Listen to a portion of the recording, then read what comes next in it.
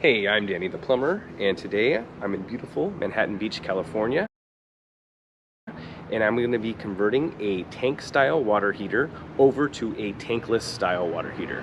I'm going to show you guys step by step how to do this. Let's get started. All right, so the tank style water heater is here in the garage. We have a 75-gallon water heater, and it's aging. It's over 10 years old. Big guy, but they have a jacuzzi bathtub in the master bathroom, and the jacuzzi bathtub is a deep one that takes a lot of gallons of hot water, and they're running out of hot water when using it.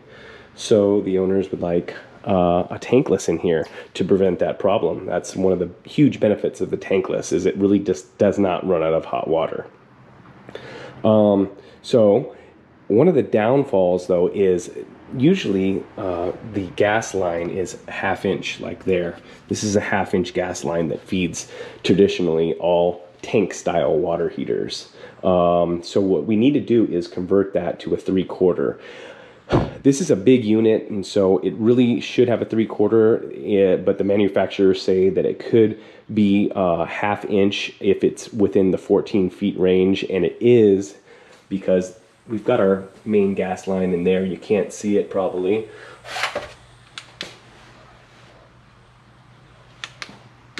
And the main gas line runs along here and drops down into the gas meter. It's fed from the gas meter this way, and it reduces from 1.25 inches to the half-inch over here. On the reverse side, you can see the gas meter.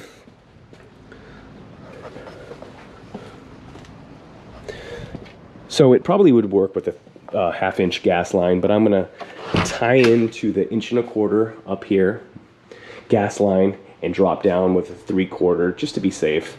Make sure we don't run out of hot water again. And so I'm gonna be mounting it on the exterior of the wall.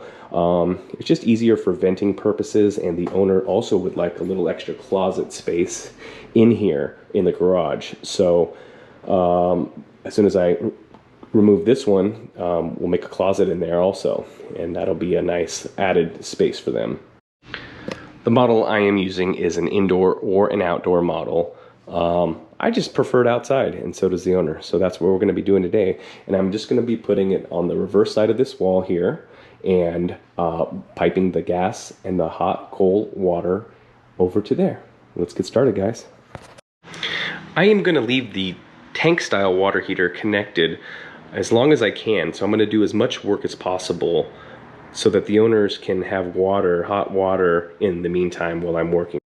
Today I'm going to be installing the Noritz Easy Series tankless water heater. This is the Easy 111 with a 25-year warranty. Pretty darn long if you ask me. Maximum life expectancy for a tank style water heater, like the one over there, is 10 years. Maybe a bit longer for 75s like the one we're dealing with today. But 25 years, let's see if this baby lasts that long. I'll be really happy if it does.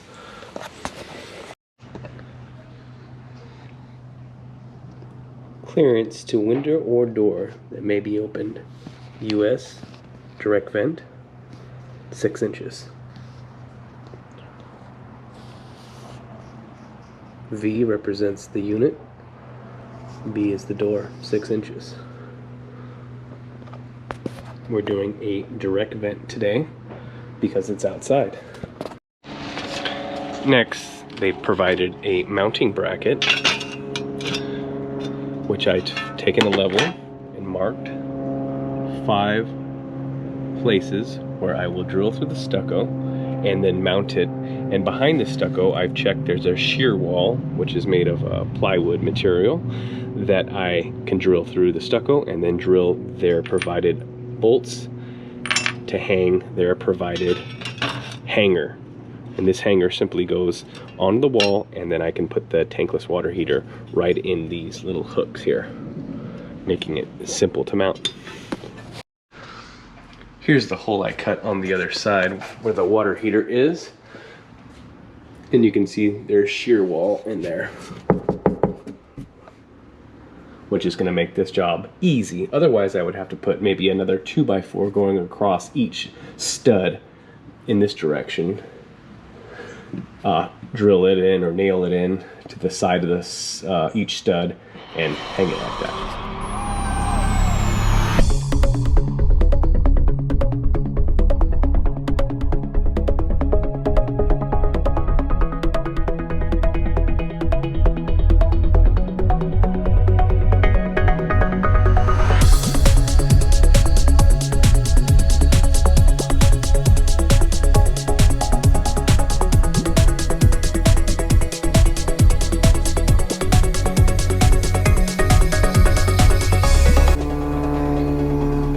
We'll add some clear silicone to waterproof the holes.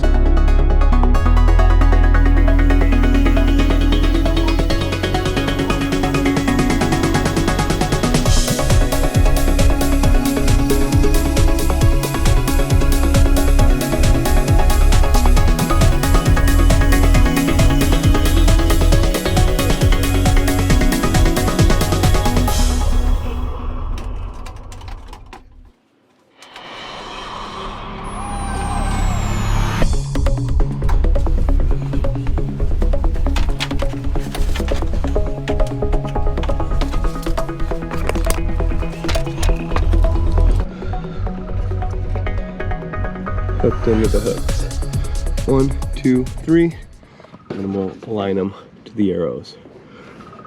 The arrows right there. Keeping the proper clearance here. My door. We mounted the unit. Let's mount the lower bracket.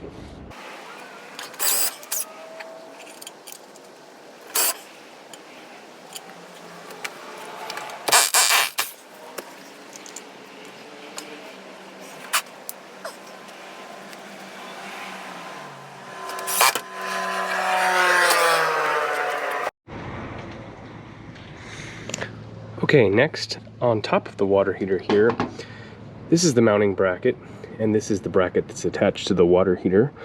I'm gonna fill it, I drilled a hole already through the stucco. I'm gonna just put a drywall screw with some silicone into that hole, just to lock the leveling bracket and the water heater bracket together in place so it doesn't shift anywhere.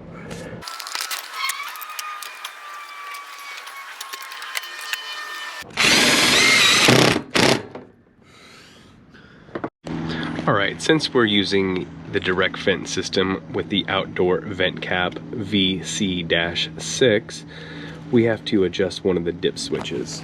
So go ahead and remove the 4 screws, which I've already done. We can take the panel off. And inside at the circuit breaker, there's going to be a dip switch. And we're gonna turn on dip switch number 2.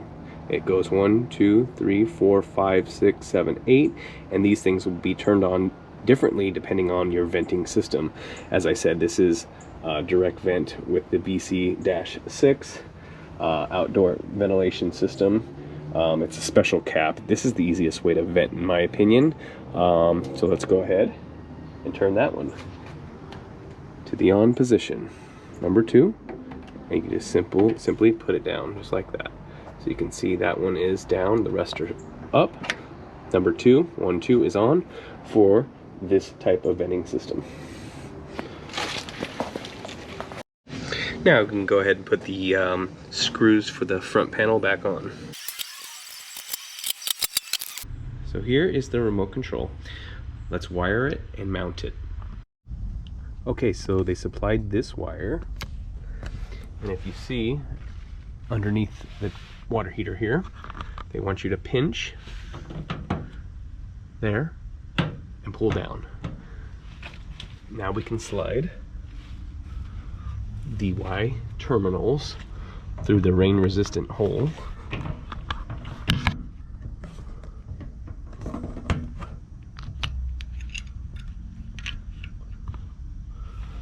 Once we have those, we'll screw those 2 into the 2 screws there.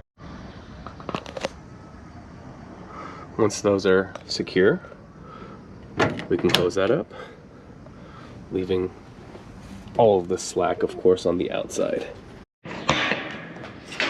All right, let's mount the remote control on the wall of the interior of the house or garage. Should not be mounted on the exterior. It is not waterproof. So they gave a nice little cushion for the back, a little sticker. This is a face cover. 2 screws will go in there, easy to mount.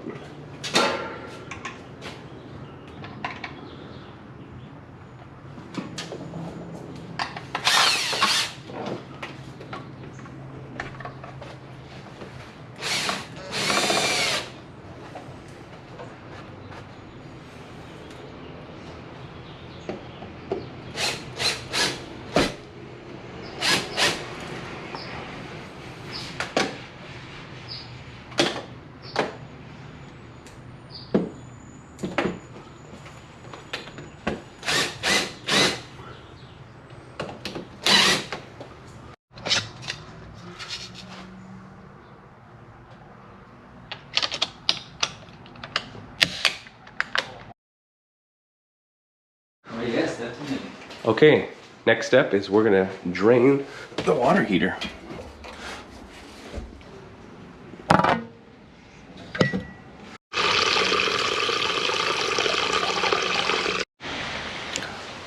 Okay, water heater is out.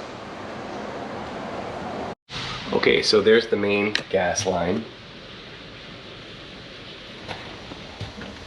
I'm gonna cut off this 1/2-inch stuff there, remove the 1/2-inch stuff that went down to the water heater. Just get rid of the 1/2-inch completely and go with 3/4 into the main supply. Drop down on the wall into the outside for the tankless. Okay, I've shut the main gas supply off at the meter there. I'm gonna relieve some of the gas from the line right there. And we're gonna get rid of all this stuff. I'm just gonna simply make a couple of slices in that 1/2-inch, get rid of it, go 3/4. Let's do it. Okay, I've got the 3/4 now stubbed out. I put a little hole in the ceiling to get that elbow in, but that's all right. We've got other patches we gotta do anyway. Now, I'm gonna just come down a bit with a little elbow here, a little nipple here, and then go back towards the wall. But before I get any pipe further, I want to kind of see where I'm gonna end up on the other side here. In plumbing, it's good to work from 2 directions always. So I'm gonna drill a hole. I've set up a flex connector to kind of see with the shut-off valve and everything where it would be nice when it lines up. And I'm starting a hole right there. So let's go ahead and drill through.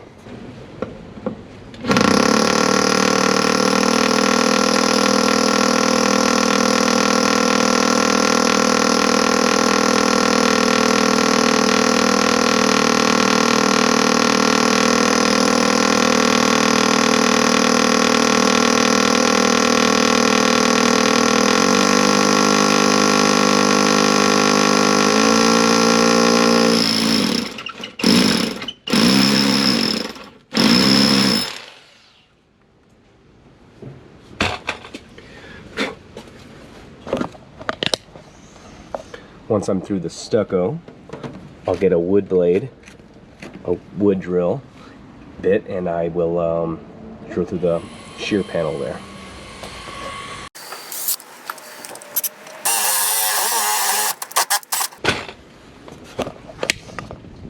Done. Okay, so here comes the gas line from up there, nice and level. Just tightening it up, and it should meet this galvanized nipple here once it's nice and tight in all these areas. And this is done just by couplings and small pieces as opposed to getting my pipe threading machine out here. Just ends up being faster. So as I said, we were working from 2 directions. I stuck that nipple just to get it a more or less approximate location.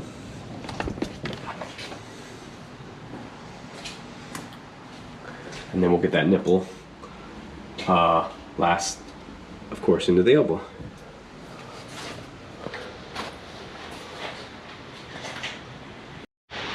Okay, next I'm going to get the Tankless service valve kit, also known as isolator valves, together on top of the water heater. This allows you to service these things if you ever need to flush, which is recommended once a year, the tankless water heater. You need these guys to do it. Comes also with the relief only valve. They're the hot and cold service valves. I'll show you what those are all about. Tankless water heaters don't need a TNP, temperature and pressure relief valve, only a relief valve on them, just as a side note. All right, let's get these in. Here we are at the top of the water heater with the isolation valves, or the service valves. This is a union by sweat. Solder into there. Cold goes with the cold, hot with the hot. Blue is for cold, red is for hot. I know, it's rocket science. So let's get it on.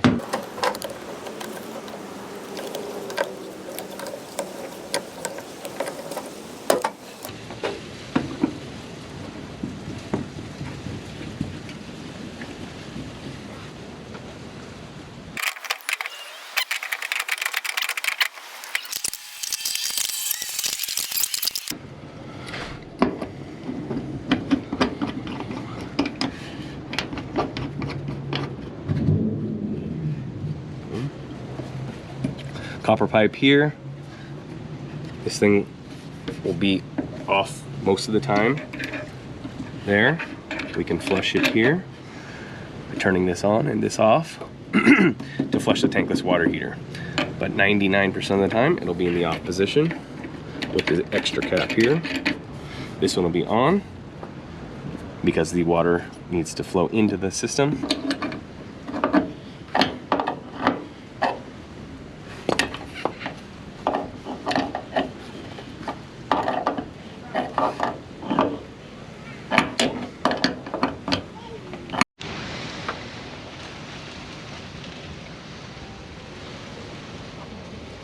The hot side on with the relief valve.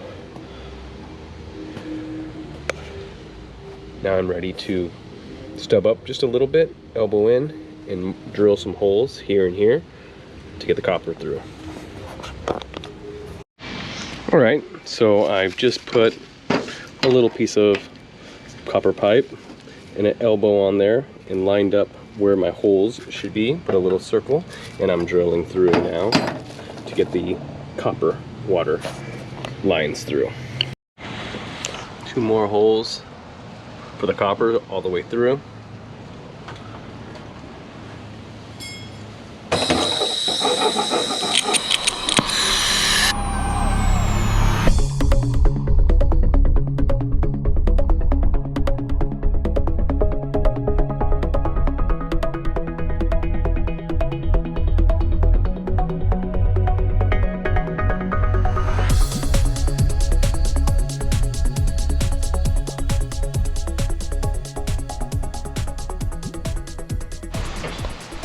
All right, I've got my copper all sweated in. Got to tighten down my cush clamps here for the copper. They've got that little plastic or rubber right there, or the rigid style doesn't need it. Helps reduce noise on the cush clamps, and it also doesn't touch the metal with the metal, causing electrolysis possibly to happen. Galvanize, we're good on that.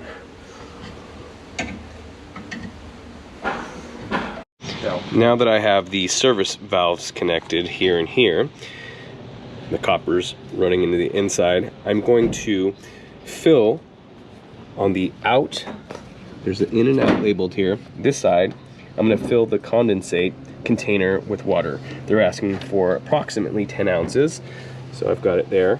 We're going to put a little water in there.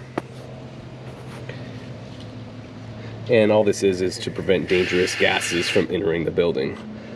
So if you don't do this, it could be very dangerous. So we're going to fill that up just like so.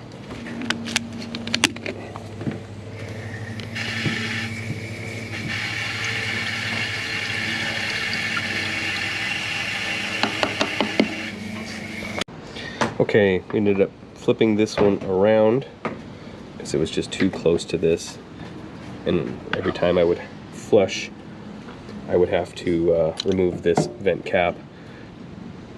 I'm just gonna have to elbow for the relief valve a little bit here, but this is gonna be easier anytime you have to flush the tankless water heater here. Okay, we're gonna be installing the outdoor vent cap, the VC6. Looks like this.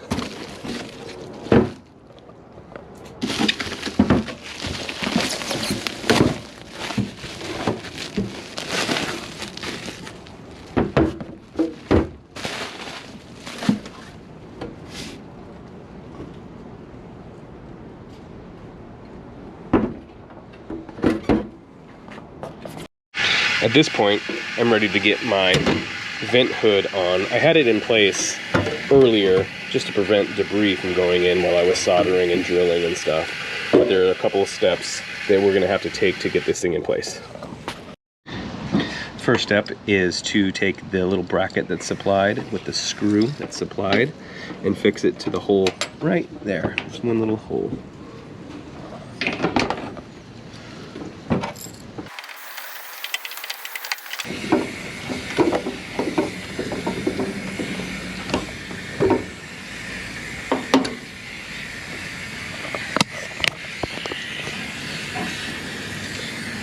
Goes this direction here. You can see there's a little curvature in the metal bracket there. To follow the same curvature as this plastic piece. Got the bracket on. Let's put the vent cap in place. Notice how I left enough room above here to get the vent cap on and off for the copper up in here.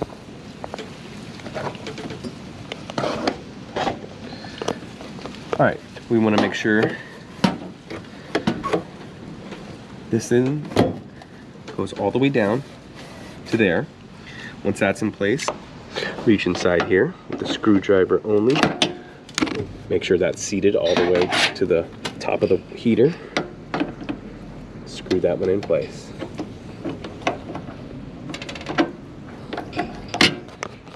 Simply.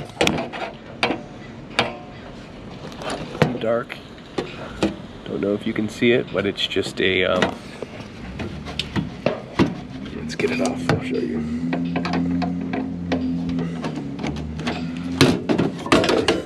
I'm gonna drop this down on it and tighten that one through the little hole. That goes there. That one lines up with that hole, our bracket that we just put in. You can see it there. Reach in there with a screwdriver. Tighten that up. Hand tight only. They do not want to drill on that. It can break it.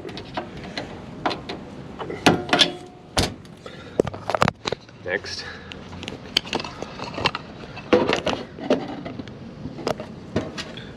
Small screw they provided.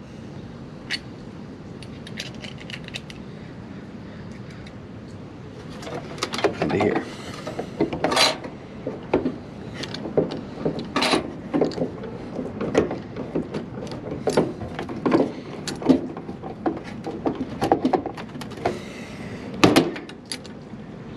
Next, get the cap in place.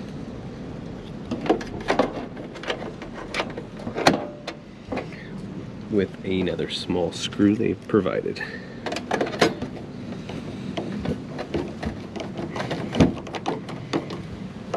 There we go. Vent cap is done. So much easier than trying to vent all the way up to the roof there. Here's the weather guard and wrap that they provide. Just two pieces of foam with a little, I guess, insulating tape that they want you to install on the condensate line, just like this.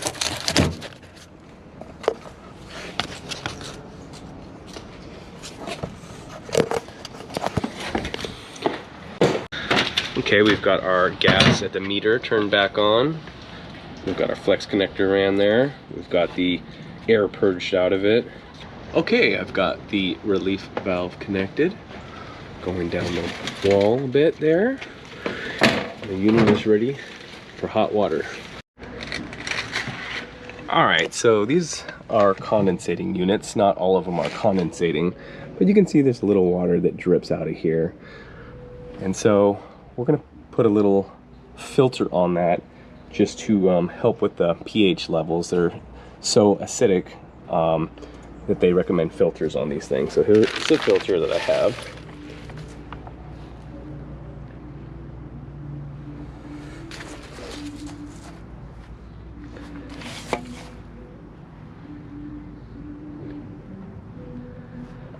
And we're going to simply screw that on to there and just let it drip into the AstroTurf, because under the AstroTurf there are some area drains like this that end up pumping to a sump pump and then to the street. Let's do it. They give a clip to support it and a couple different fittings with this specific one. And you notice the direction that this one can be vertical, can be as a minimum as 30% angle, but it cannot be flat.